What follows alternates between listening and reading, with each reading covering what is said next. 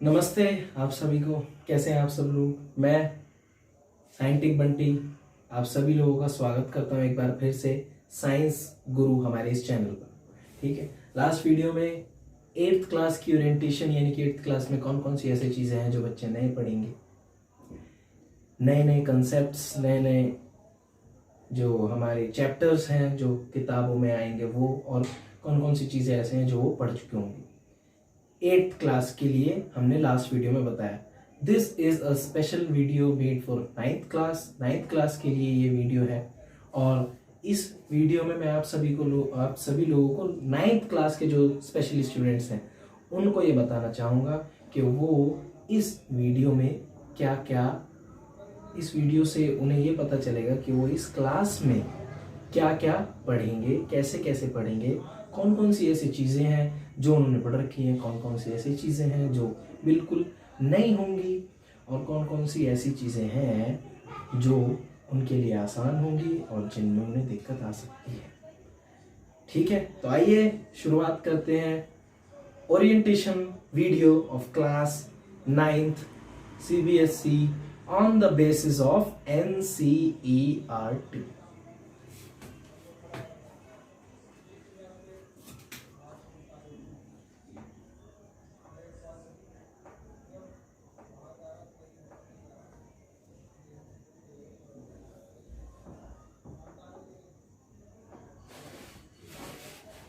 This is the orientation video for class 9th यानी कि 8th class को पास करके जो बच्चे अब 9th क्लास में गए हैं। As per the circular notice of CBSE 8th तक जितने भी बच्चे हैं उन सभी को प्रमोटेड कर दिया गया है to the next class. So 8th class के बच्चे 9th क्लास में जा चुके हैं। Most of the students were worrying about their admissions. काफी सारे बच्चे ऐसे होंगे जो अपने एडमिशंस को लेकर चिंतित होंगे कि उन्हें कहीं एडमिशन नहीं मिलेगा क्या। तो उनकी चिंता जायज है, लेकिन समय को और समय की इस दिक्कत को देखते हुए आप सभी अपनी पढ़ाई का बिल्कुल भी ना नुकसान करें, इसीलिए ये चैनल बनाया गया है जिससे आपकी पढ़ाई का कोई लॉस ना हो 9th क्लास की। ठीक है, सबसे पहले मैं आप लोगों को ये बताना चाहता हूँ, गवर्नमेंट स्कूल्स में या फिर NCERT बेसिस पर जो बच्चे 8th क्लास से 9th क्लास में जाते हैं उनको काफ़ी ज़्यादा दिक्कतें मैंने फेस होती हुई देखी हैं। मैंने अपने टीचिंग करियर में जितने भी स्टूडेंट्स को देखा है वो मोस्टली उनका एक कंसेप्ट रहता है कि उन्हें 9th क्लास में वो थोड़े से डीमोरलाइज या डीमोटिवेट होना शुरू हो जाते हैं। तो ऐसा होने की बिल्कुल भी ज़रूरत नहीं है। मैं और आपके सभी के सभी सहपाठी और आपके परिवार वाले, फ्रेंड्स और मैं खुद एज अ टीचर आपके साथ बना हुआ हूँ 9th क्लास के लिए, और 9th क्लास भी आपको उतनी ही अच्छी लगेगी जितने की आपको और क्लासेस लगेंगे। तो 9th क्लास से घबराने की कोई भी ज़रूरत नहीं है किसी को भी, ये मैं आप सभी को बताना चाहता हूँ। एक चीज़ जो मैं अभी क्लियर कर देना चाहता हूँ जो कि कारण बन जाता है बच्चों की दिक्कतों का, वह यह है कि 9th क्लास में कई सारे कंसेप्ट ऐसे हैं जो न्यू होते हैं, पिछली क्लास में आपने नहीं पढ़े होते, जो नए कंसेप्ट होते हैं स्पेशली मैथमेटिक्स में। ठीक है, और कुछ चीज़ें ऐड हो जाती हैं एक्स्ट्रा, इस वजह से थोड़ी दिक्कत होती है स्टूडेंट्स को, लेकिन अब वो दिक्कत भी नहीं होगी। साइंटिक बंटी पूरी कोशिश करेगा आपको सिखाने की। तो आइए शुरू करते हैं ओरिएंटेशन फ्रॉम सब्जेक्ट इंग्लिश।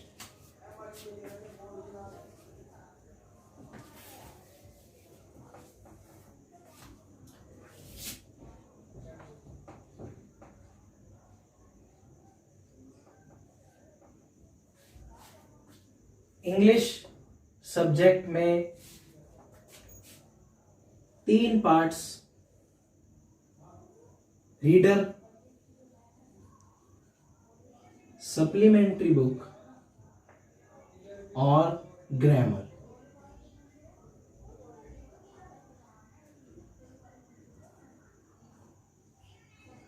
इन तीनों पर फोकस करना होता है। ये जो दोनों चीजें हैं ये आपकी पाठ्य पुस्तक है यानी कि टेक्स्ट बुक।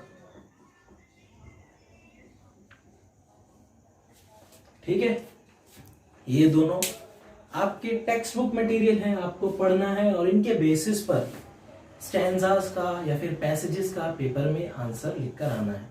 ठीक है। ग्रामर की अगर मैं बात करूं तो basic grammar, basic grammar for example tenses, यहां पर modals, determiners,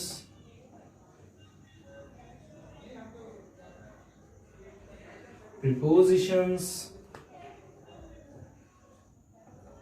errors,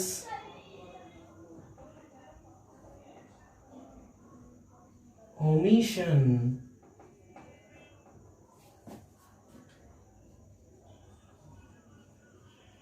reported speech और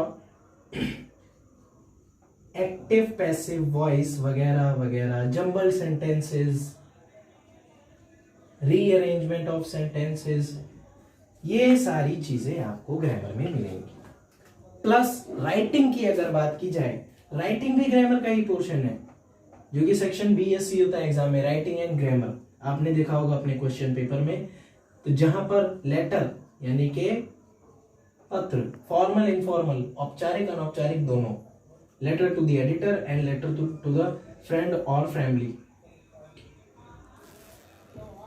ऐसे बहुत कम चांसेस, पैराग्राफ या फिर mostly story writing 9th class के स्टूडेंट्स के लिए बहुत ज्यादा जरूरी। तो ये 9th क्लास के स्टूडेंट्स का इंग्लिश का पूरा एक पर्सपेक्टस है।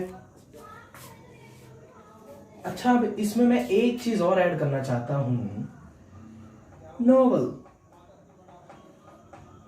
पेपर में एक क्वेश्चन अलग से आता है, इसका पर्टिकुलर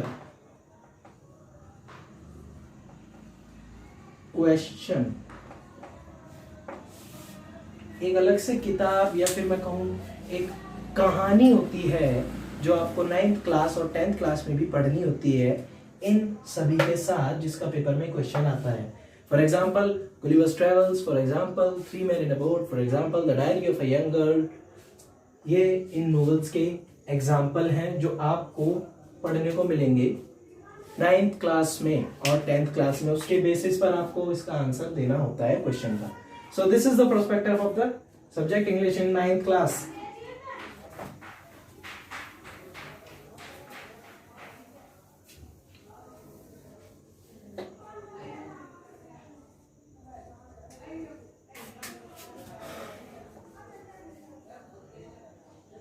अब चलते हैं हिंदी की ओर।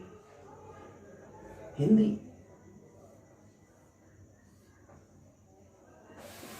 क्षितिज जो हमारी रीडर है, कृतिका या फिर मैं कहूं सप्लीमेंट्री और reader same as in English, दो किताबें होती हैं, और एक हमारा हिंदी व्याकरण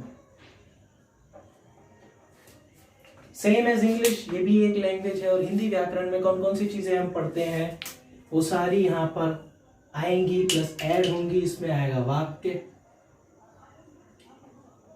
शब्द के आधार, रचना के आधार पर एवं अर्थ के आधार पर, समास, अलंकार, ये सभी चीजें।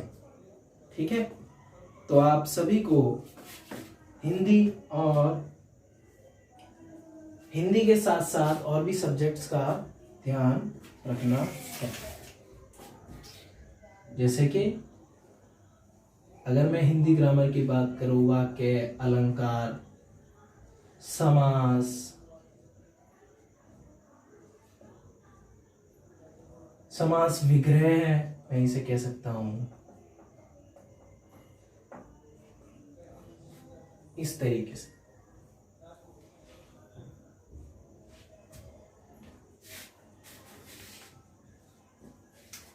हिंदी के लिए इतना ही।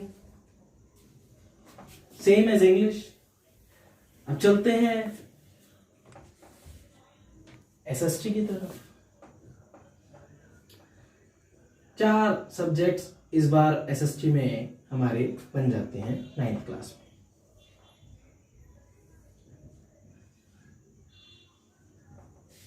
ऑब्वियसली हिस्ट्री यानी कि अतीत, या फिर मैं कहूं इतिहास, एक सब्जेक्ट बनता है। एक सब्जेक्ट हमारा जियोग्राफी होता है, यानी कि भूगोल। किताबों के नाम आप अवश्य देख सकते हैं। समकालीन भारत, मध्यकालीन भारत, समकालीन भारत, अर्थशास्त्र एक नया सब्जेक्ट, राजनीतिक विज्ञान,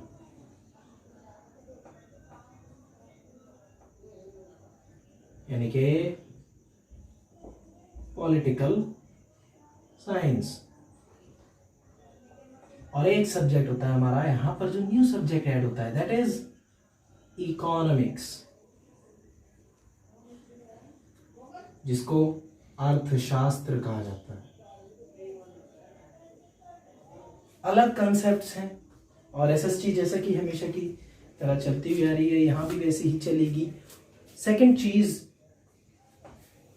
इनके साथ साथ आप सभी लोगों को जिन चीजों पर ध्यान देना है वो होते हैं आपके नोट्स चैप्टर्स के, प्लस आपके एक्स्ट्रा क्वेश्चंस।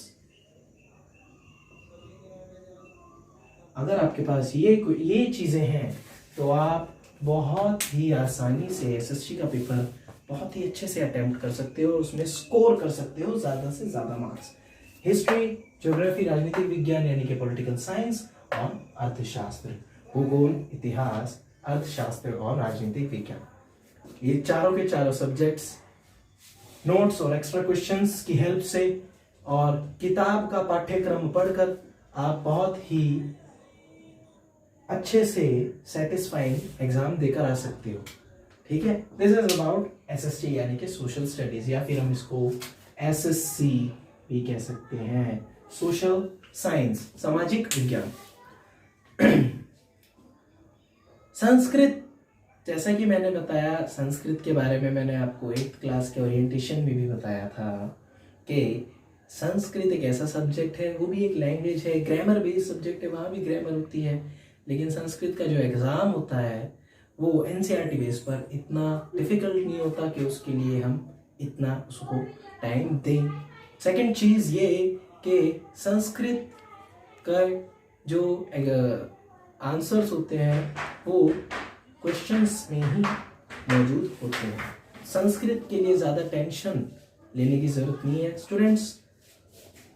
एसएसटी के बाद मैं सीधा स्विच करूंगा मैथ्स और साइंस पर। तो आइए पहले बात करते हैं साइंस की, कि आप साइंस में कौन कौन सी ऐसी चीज़ें हैं जो नहीं पढ़ोगे न्यू, और ऐसी कौन सी चीज़ें हैं जिनमें स्टूडेंट्स को दिक्कत होती है साइंस में। A pretty interesting topic to talk on science. आइए बात करते हैं साइंस की।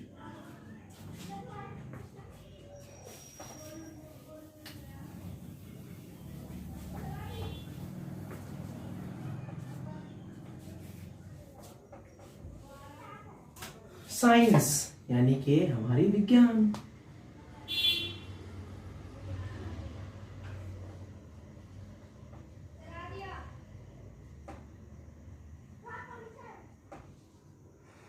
और विज्ञान के कितने भाग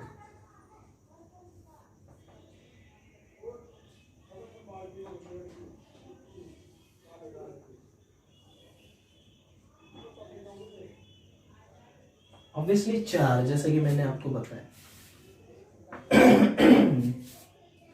सबसे पहले मैं बात करूंगा केमिस्ट्री की, यानी कि रसायन विज्ञान।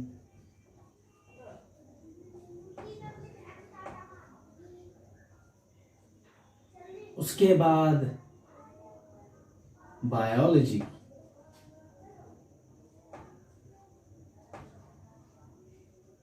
यानी कि हमारा जीव विज्ञान या जैव विज्ञान भी हम कह सकते हैं। फिर फिजिक्स, भौतिक विज्ञान या फिर भौतिकी,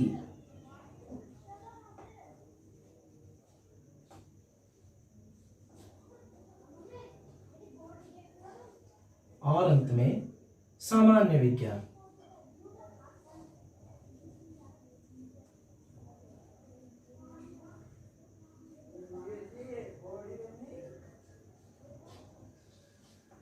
नाइन्थ क्लास और नाइन्थ क्लास के चैप्टर्स साइंस के इन 4 पार्ट्स में डिवाइडेड है, जिनके बारे में हमें डिटेल में पढ़ना है।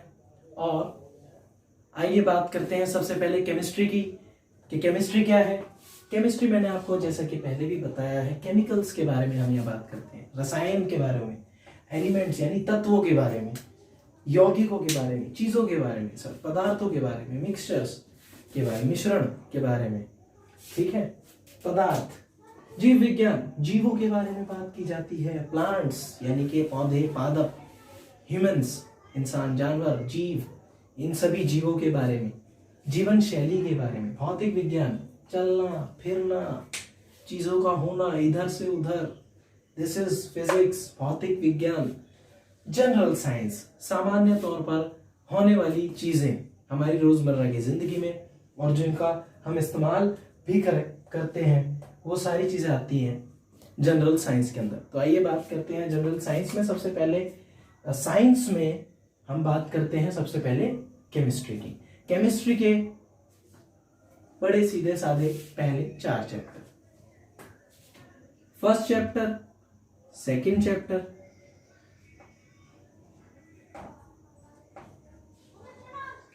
Third chapter, fourth chapter.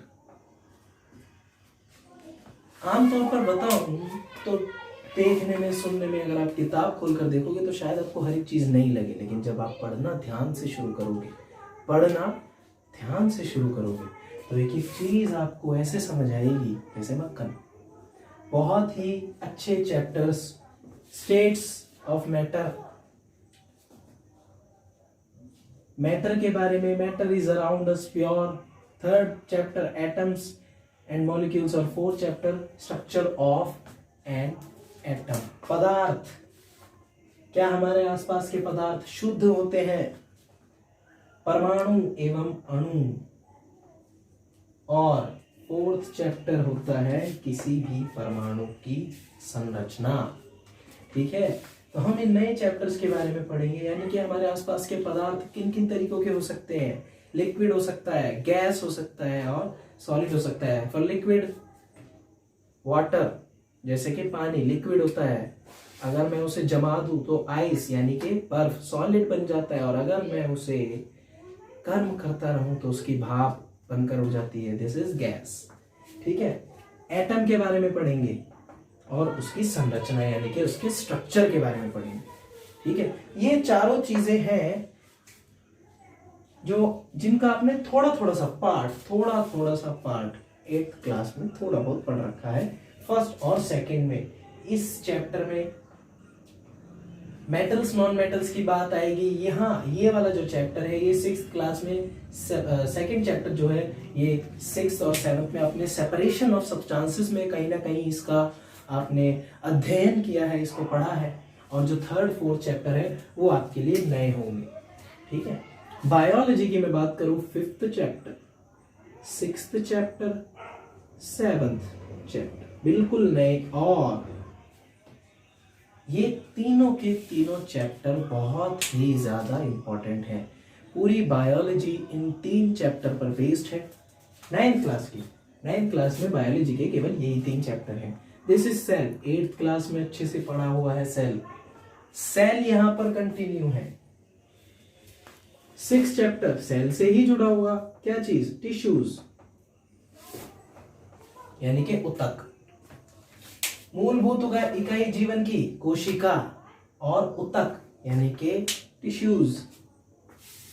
एक ही काम को करने वाले सेल्स का ग्रुप जिनको टिश्यूज कहा जाता है, यानी कि कोशिकाओं का समूह जिनको ऊतक कहा जाता है। 7th चैप्टर, ये चैप्टर है बायोडायवर्सिटी, यानी कि जैव विविधता, जैव विविधता। विविधता का मतलब मैं बता देता हूं आपको, विविधता का मतलब होता है विभिन्नता, यानी कि अलग अलग तरीके के जीवों का, जीव जंतुओं का इस दुनिया पर मौजूद होना, दैट इज कॉल्ड जैव विविधता। विविधता यानी कि अलग अलग तरीके। हमें पता है कि इस दुनिया में अलग अलग तरीके के जीव हैं और उन सबको क्या किया गया है, क्लासिफाई किया गया है, बांटा गया है। क्यों बांट दिया? क्या बांटने का कोई कारण? ऑब्वियसली बांटने का कारण है।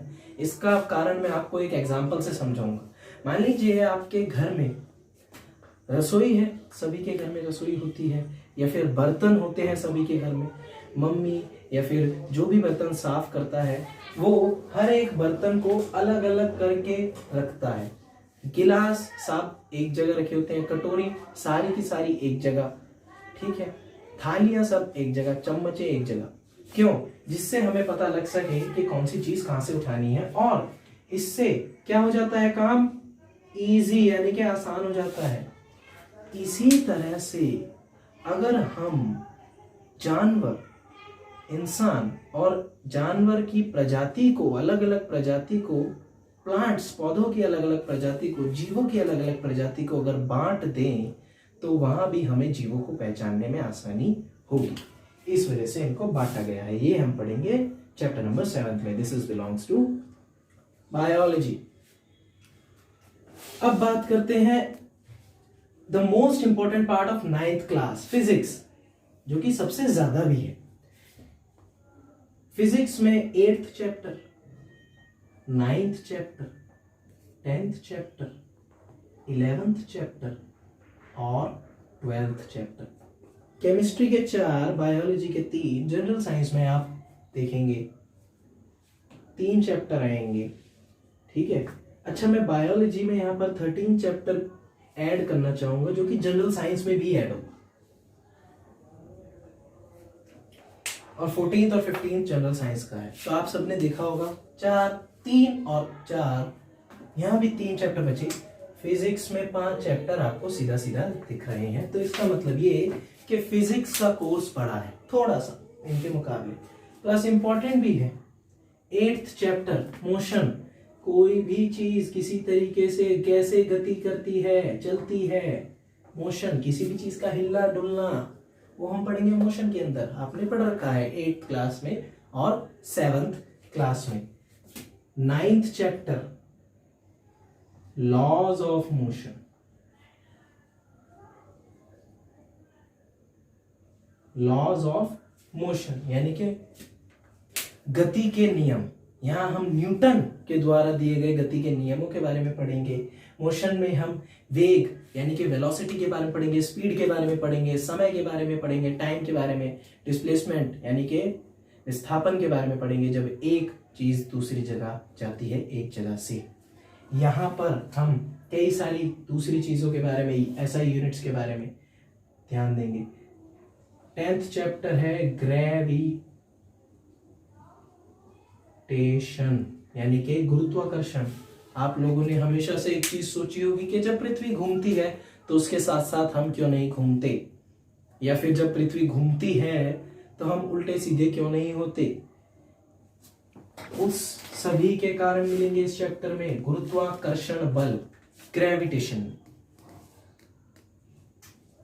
11th चैप्टर, ग्रेविटेशन के बारे में 8th क्लास में आप सभी लोगों ने पढ़ रखा है, फोर्स एंड प्रेशर चैप्टर में। मोशन के बारे में भी 7th क्लास में पढ़ा हुआ है। 11th चैप्टर आपके लिए नया होने वाला है, वर्क एंड एनर्जी, जिसमें फोर्स का बहुत काम आएगा। 9th चैप्टर जिसका पूरा नाम है फोर्स यानी कि बल, और मोशन के नियम यानी कि force and laws of motion.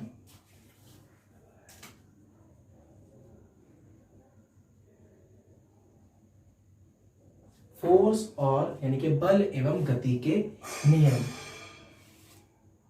Work and energy, कार्य तथा ऊर्जा। हमें पता है इस चीज का कि हर कार्य, हर काम को करने के लिए हमें अगर जरूरत होती है किसी चीज की तो वो होती है ऊर्जा यानी कि एनर्जी की। बिना एनर्जी के हम कोई काम नहीं कर सकते, उसके बारे में पढ़ेंगे इन दोनों चैप्टर्स में। ये आपके लिए नया है, इसके बारे में थोड़ा बहुत, इतना विस्तृत रूप से तो नहीं, लेकिन कहीं ना कहीं थोड़ा बहुत आप लोगों ने पहली क्लासेस में इसके बारे में जाना होगा। 12 चैप्टर पर आते हैं। साउंड 8th क्लास में इसका काफी ज्यादा विस्तारण है। 8th क्लास में हमने साउंड को अच्छे से पढ़ा है, उसी को और अच्छे से पढ़ेंगे और उसके बारे में जानेंगे, उसकी एप्लीकेशंस के बारे में जानेंगे, यानी किस किस तरीके से हम इस्तेमाल कर सकते हैं कौन से साउंड, यानी कि ध्वनि का, जिसको हिंदी में ध्वनि कहा जाता है, यानी कि आवाज किसी भी जगह से। ये है हमारे फिजिक्स का पोर्शन।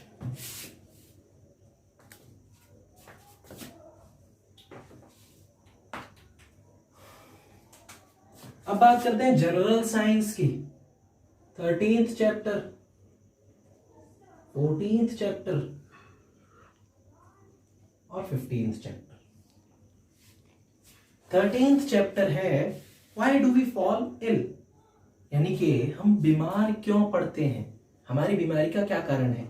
सीधा सीधा बीमारी के बारे में पढ़ेंगे और अपनी हेल्थ के बारे में पढ़ेंगे, अपनी स्वास्थ्य के बारे में। कौन कौन सी चीजें ऐसे हैं जिनको हमें ध्यान में रखना चाहिए अपने स्वास्थ्य को लेकर, ऐसी कौन कौन सी चीजें हैं उसके बारे में पढ़ेंगे। अलग अलग बीमारियों के बारे में पढ़ेंगे, जैसे कि टाइफाइड, वायरस से होने वाली बीमारियां, ठीक है, फॉर एग्जाम्पल वायरल फीवर, या फिर कोल्ड और कफ, और आज के समय में जो चल रहा है एक वायरस, कोरोना वायरस, उसके बारे में भी यहाँ पर हम पढ़ेंगे। ठीक है, किताब में नहीं है लेकिन अलग से पढ़ेंगे, अध्ययन करेंगे। कम्युनिकेबल डिसीज, अलग अलग तरीके की डिसीज, संक्रमण यानी कि एक से दूसरे में फैलने वाला रोग, बुखार, और साथ ही साथ एड्स, कैंसर, एलिफेंथियासिस, मीजल्स, इन सभी बड़ी बीमारियों को भी अच्छे से पढ़ेंगे। ठीक है।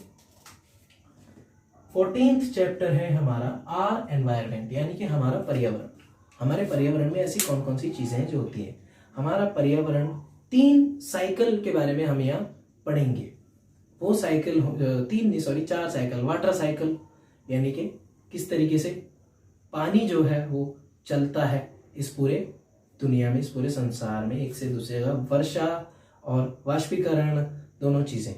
ठीक है, एक एक चीज। नाइट्रोजन साइकिल, पौधों के द्वारा जो नाइट्रोजन लिया जाता है।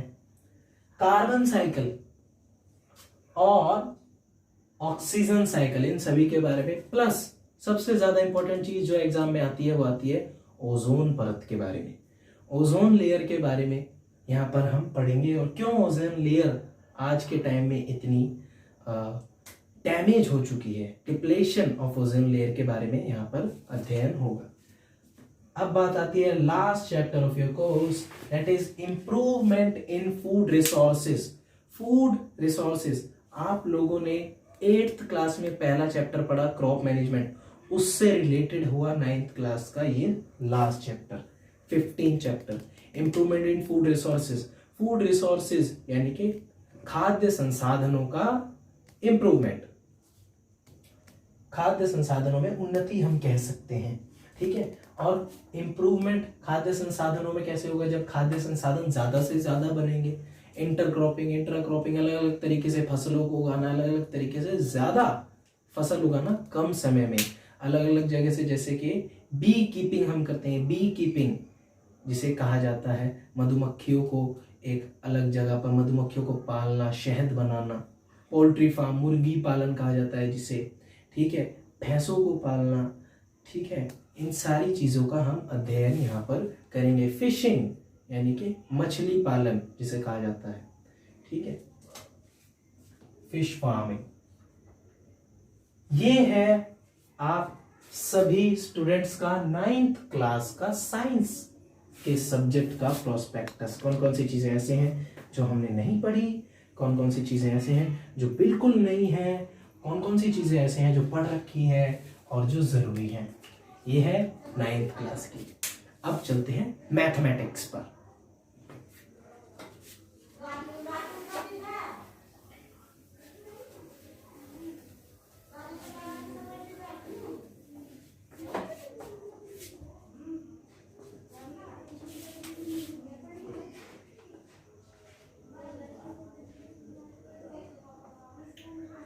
फर्स्ट चैप्टर जो होगा हमारा मैथमेटिक्स पर वो होगा number system.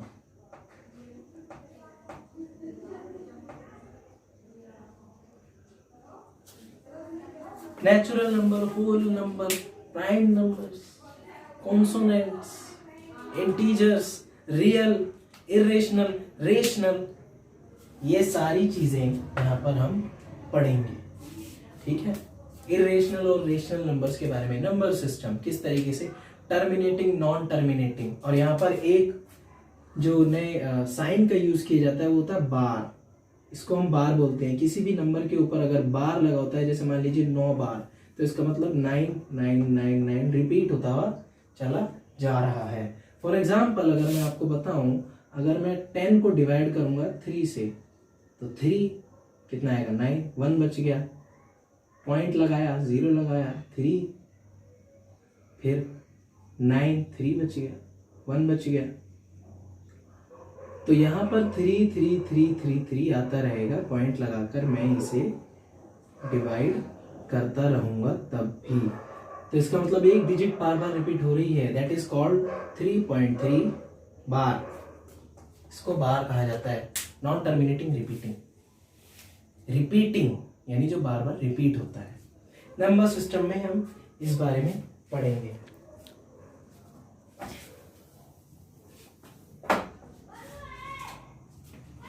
Second chapter, polynomials.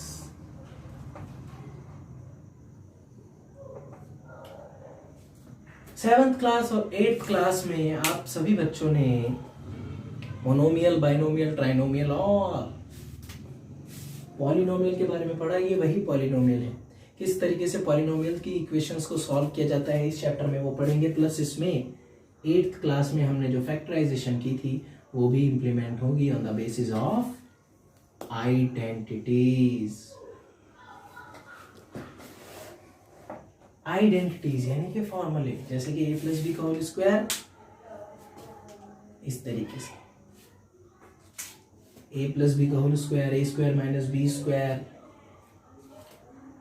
ये सारी चीजें, a plus B, A minus B, इन सारी चीजों का आपको पता होना चाहिए।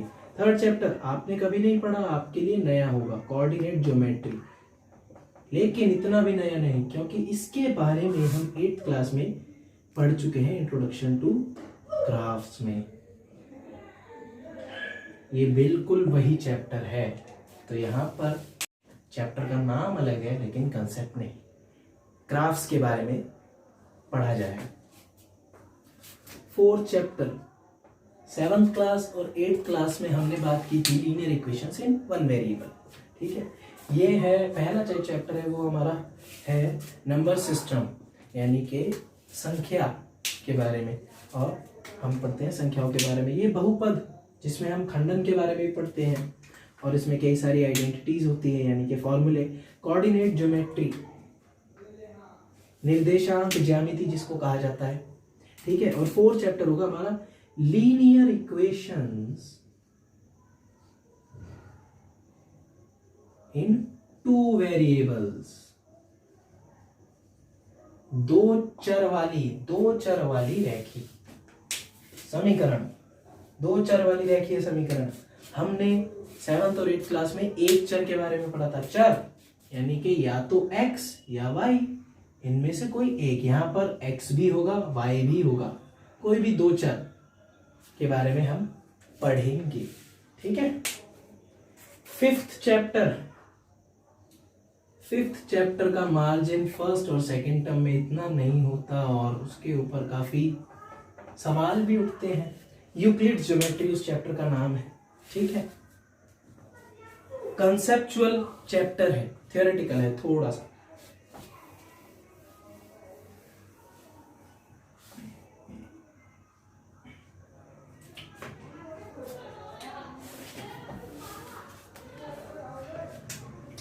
Very important, 6th and 7th. 6th chapters,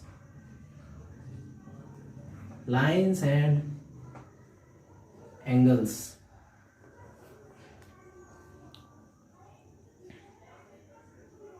7th chapter होगा हमारा ट्राइंगल्स। यानी कि कोण। अलग अलग थ्योरम्स के बारे में, प्रमेयों के बारे में हम पढ़ेंगे।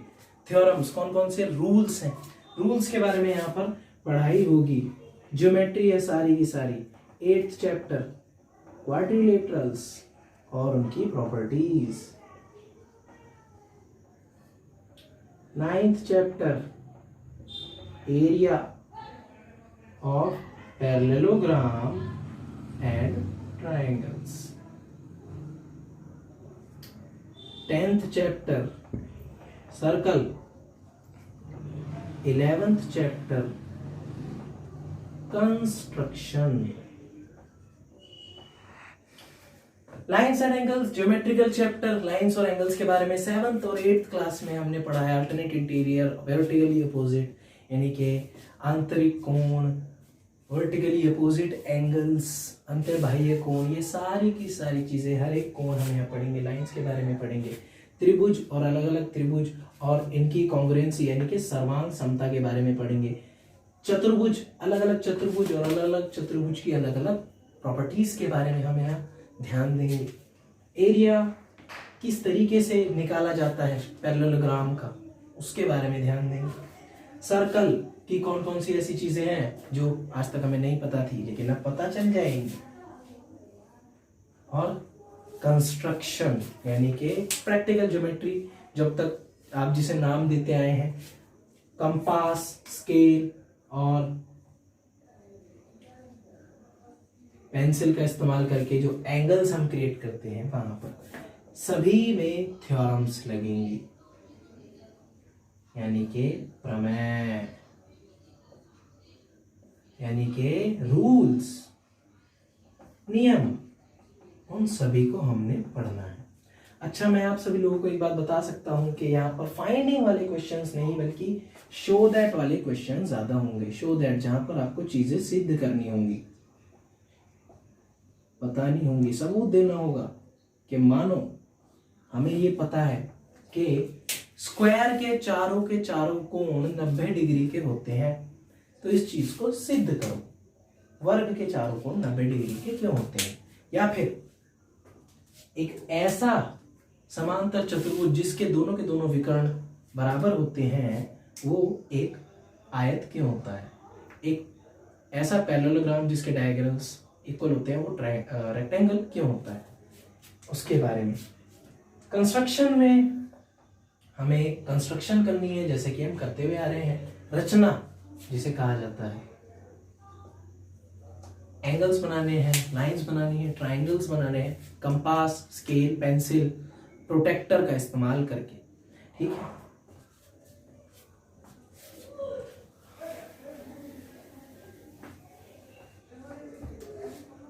अब चलते हैं 12th चैप्टर की तरफ, 13th चैप्टर की तरफ, 14th चैप्टर की तरफ। 12th चैप्टर है हमारा हीरोन्स फॉर्मूला। इसको हीरोज फॉर्मूला भी कहा जाता है। हीरोन का सूत्र हिंदी में कहा जाता है हीरोन्स फॉर्मूला। अब हीरोन्स फॉर्मूला किस चीज को लेकर? आप सभी लोगों ने ट्रायंगल यानी कि त्रिभुज का एरिया, क्षेत्रफल निकाला होगा। उस क्षेत्रफल का ही एक फॉर्मूला होता है जब एक ऐसा त्रिभुज आपके सामने हो जिसकी तीनों की तीनों साइड्स बराबर ना हो, जिसकी तीनों की तीनों भुजाएं अलग अलग हों, उसका क्षेत्रफल निकालने के लिए इस फॉर्मूले का हम इस्तेमाल करते हैं। ये फॉर्मूला होता है S under root S minus A S minus B S minus C, जिसमें A, B और C होती हैं साइड यानी कि उस ट्रायंगल की भुजा, त्रिभुज की भुजा, और S होता है सेमी पेरीमीटर यानी कि अर्ध परिमाप उस ट्रायंगल का। 13th chapter, the most important chapter. 8th class में मेंसुरेशन पढ़ा है आप लोगों ने। यहाँ पर हम 3D फिगर्स के बारे में जानेंगे, उनके एरियाज के बारे में, उनके वॉल्यूम्स के बारे में, उनके सरफेस एरियाज, जैसे कि मैं अगर आपको बताऊं घन यानी कि क्यूब, क्यूबॉइड यानी कि घनाभ, सिलेंडर यानी कि बेलन,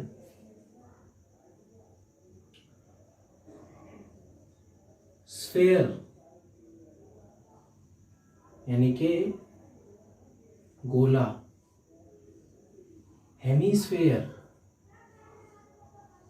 इट मीन्स अर्धगोला, और एक आता है शंकु, टोपी, कोन जिसे कहा जाता है। इन सभी के क्षेत्रफल, आयतन हम निकालना सीखेंगे, ठीक है। 14th जो चैप्टर है वो होगा हमारा स्टैटिक्स,